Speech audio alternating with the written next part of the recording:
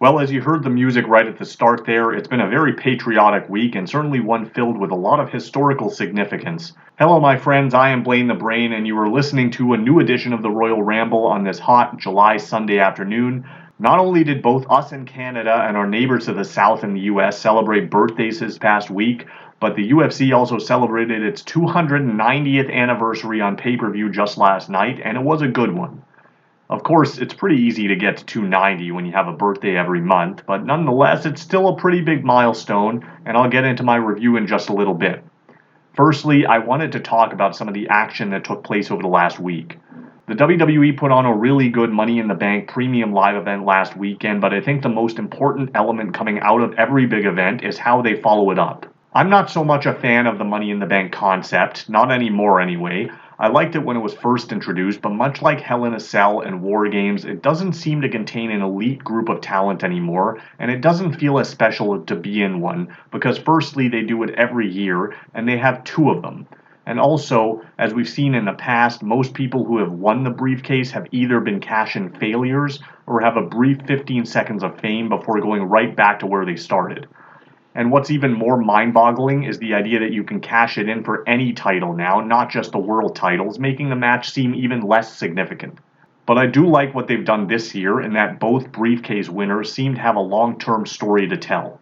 The stories are kind of identical, but it makes sense that the briefcases would be used to cause some tension within their respective factions, and we've already seen a bit of that, as there were a couple of cash-in teases this week on both Raw and SmackDown, furthering the story of jealousy between Priest and Balor on the men's side, and also teasing something between Bayley and Io for the women.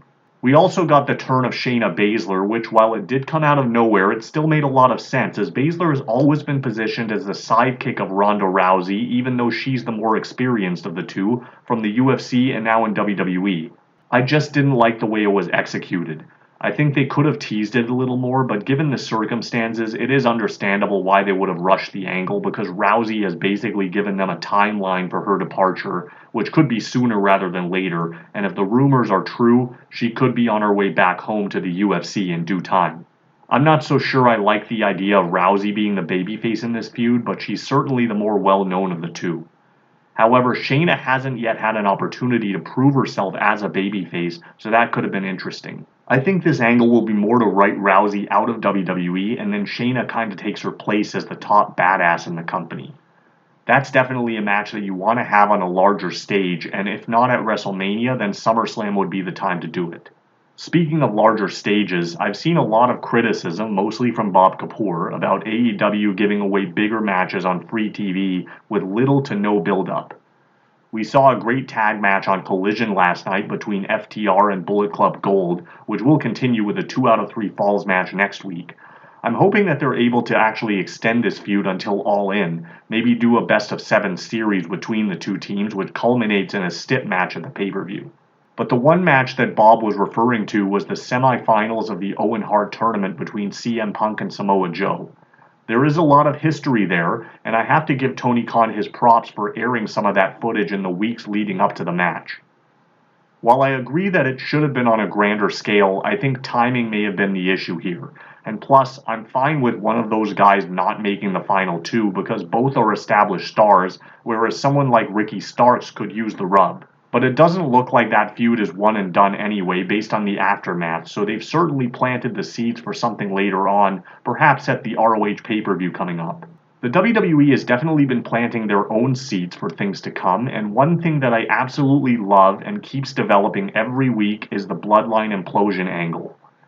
I'm a little disappointed that we didn't get a four-way between those guys at SummerSlam, although we might still, and as of right now, it looks like we're getting Roman versus Jay one-on-one. I don't think now is the time for Jay to win the title if that's the case. What I expect to happen is similar to the Bella Twins story, where Jimmy makes his miraculous return at SummerSlam and then turns on his brother to rejoin the Bloodline out of jealousy. That appears to be where this may head come WrestleMania. But then the question becomes, what do you do with Roman? There's still a lot of time between now and Mania, and depending on what his schedule looks like by then, if we were to get Dwayne versus Roman at any point, next year's WrestleMania might be their last chance. What I would have done as a backup is proceed with the four-way between former Bloodline members at SummerSlam, which again might still happen. You have Roman win through underhandedness, like Jimmy turns on Jay or something like that. Then you do the Uso brother feud for the rest of the year. Jay wins the Rumble and beats Roman for the title at Mania. I think that is the most logical conclusion to the story, but a lot of people are still expecting Cody to finish his story, and I'm still not sure how that story is any more important than everyone else Roman has beaten in this run. So moving along on this very short but sweet episode, the UFC had a great night of fights last night. We started with some middleweight action as Bo Nickel took on Val Woodburn. Woodburn struck early, but in the end it was Nickel who beat him to the punch. He landed a solid right hook with a follow-up left and then just kind of swarmed on him to pick up the TKO victory. In lightweight competition, it was Jalen Turner against Dan Hooker. These guys had an all-out war. Turner looked to be winning it until he caught an accidental low blow which slowed the momentum down. Later in the fight, Hooker pounced on him with a flurry of offense. He tried to apply a rear naked choke, but Turner was saved by the buzzer to get out of the second round. Nevertheless, that may have earned Hooker the split decision. Robert Whittaker returned to the UFC up next against another top middleweight contender, Dricus du Plessis. Du Plessis made it known in this fight that he's got his eyes on the prize held by middleweight champ Israel Adesanya, who was watching on from the crowd with vested interest. Du Plessis landed some big shots which dropped Whittaker to his knees, and then he attacked and secured the TKO to solidify himself as probably the number one contender at 185. The men's flyweight title was up for grabs next as Brandon Moreno defended against Alexandre Pantoja.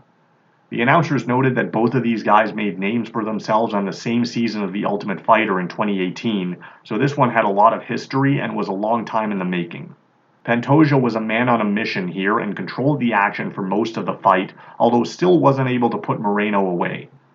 Despite the champion's advantage, Pantoja still did enough damage to walk away with the split decision and claim the title.